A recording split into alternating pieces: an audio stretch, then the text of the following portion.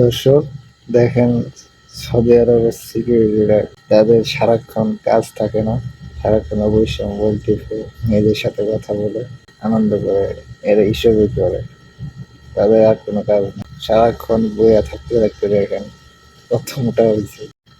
সারাক্ষণ বসে বসে মোবাইল চালাইবো আর মেয়েদের সাথে কথা বলবো, তাদের কত শখ।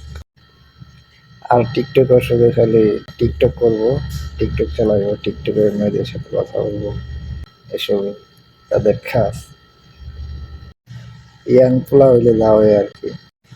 বলতেছে আমার সাথে টিকটক করবো, কিন্তু আমি না বলছি দেখে সে নিচে চলে গেছে, আমার দিকে আর ফিরে না, তাদের না করছে।